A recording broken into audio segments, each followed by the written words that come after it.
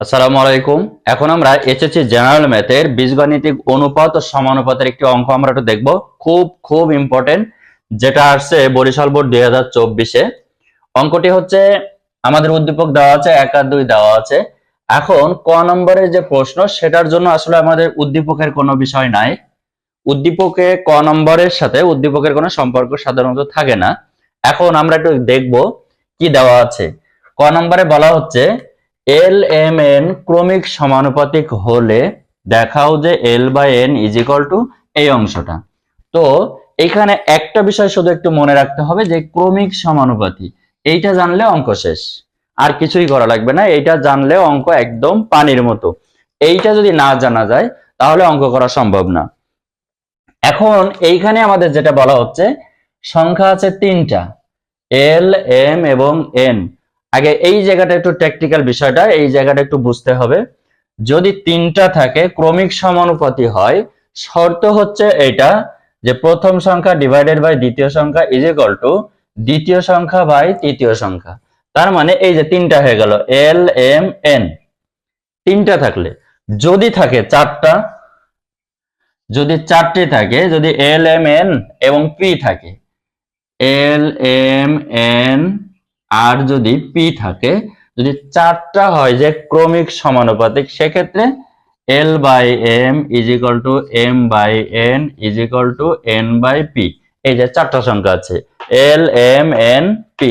এখন এই জিনিসটাই বুঝতে হবে যে 3টা থাকলে না 4টা থাকলো। তাহলে আমাদের এখানে আছে হচ্ছে 3টা। এখন আমরা যেটা করব, এই 3টা দিয়ে আমরা অঙ্ক করব। কখনো 3টা থাকতে পারে, কখনো 4টা থাকতে পারে। তো বিষয়টা নির্ভর করছে যে এই জায়গাটা বুঝতে পারলে অঙ্ক ক্লিয়ার হয়ে গেল। এখন আমরা এবার একটু আসি,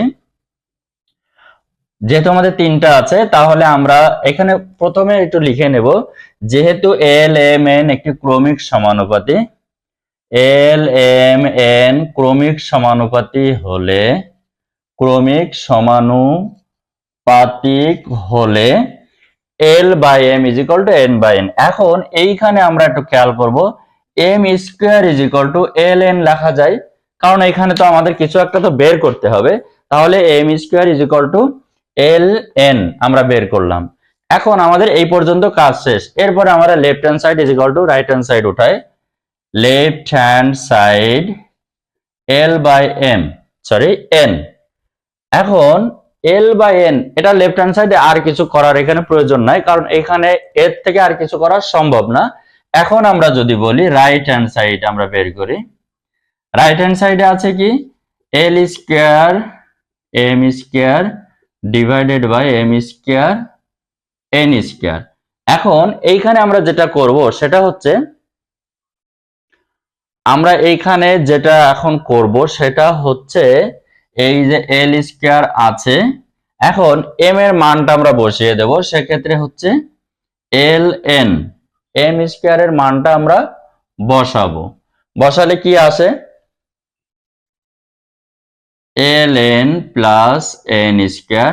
এখন আমি এখানে যদি কমন নেই, এল কমন নিলে এল প্লাস এন আসে, আর এখানে যদি আমি এন কমন নেই তাহলে এল প্লাস এন আসে।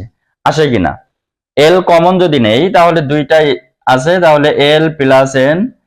আর নিচে যদি আমি এন কমন নিই তাহলে এল প্লাস এন। এখন এই যে এই অংশটা, এই অংশটা আমরা কেটে দিলাম। তাহলে আমাদের থাকলো এল বাই এন। আমরা লেফট হ্যান্ড সাইডে কি পেয়েছি, এল বাই এন, আমাদের এটা আছেই দেওয়া লেফট হ্যান্ড সাইড।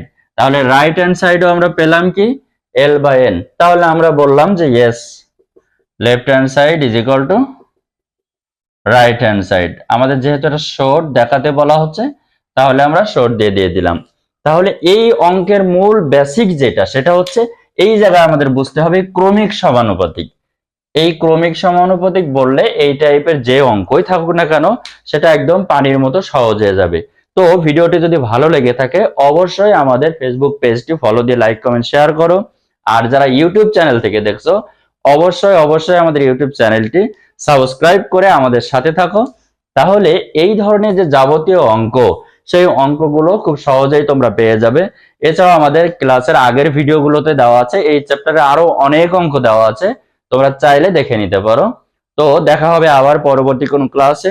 সে পর্যন্ত সবাই ভালো থাকো, সুস্থ থাকো। খোদা হাফেজ।